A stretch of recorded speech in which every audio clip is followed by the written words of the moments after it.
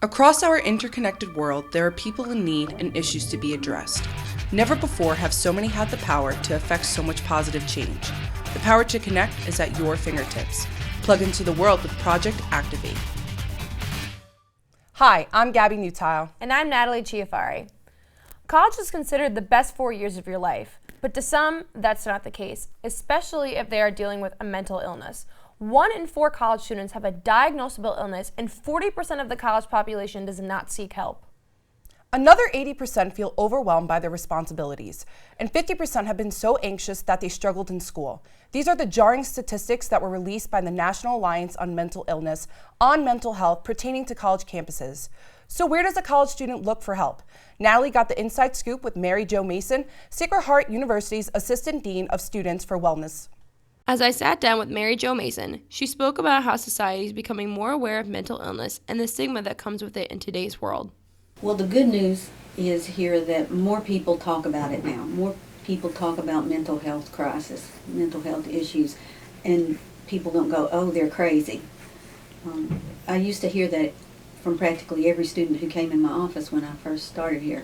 I really didn't want to come here because I'm not crazy, or I don't want to think I'm crazy. My standard answer, and I still use it every time I hear crazy, is that I never see any crazy students. The crazy students are the ones walking around out there thinking they can handle it all by themselves, and nothing gets any better.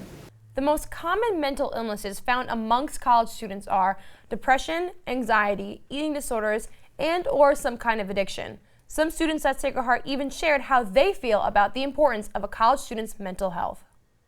So for a student like myself who's very involved on campus, balance is key to my mental health. When I'm not working on homework or going to class, dealing with extracurricular activities, or working on campus, I like to just take time to unwind, watch a little bit of Netflix, just relax, maybe catch an extra few hours of sleep.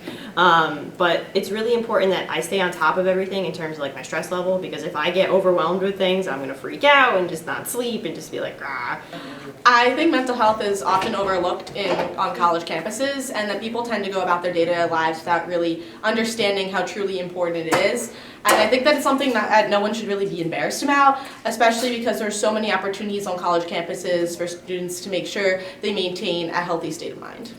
You can really get within yourself and, think like, oh, I have this project due, I have this paper due, and just things like that are so simple on the surface, like you start to make a bigger deal because maybe you're tired, you didn't get enough rest, you didn't eat enough. You just have to kind of keep yourself in check more often than you would think, more often than you should.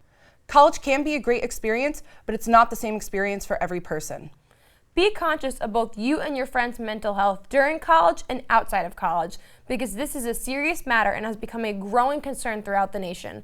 I, for one, can vouch for Sacred Heart University's Counseling Center. The counselors are helpful and are willing to work with you at all levels. You should never feel embarrassed to go and talk to someone.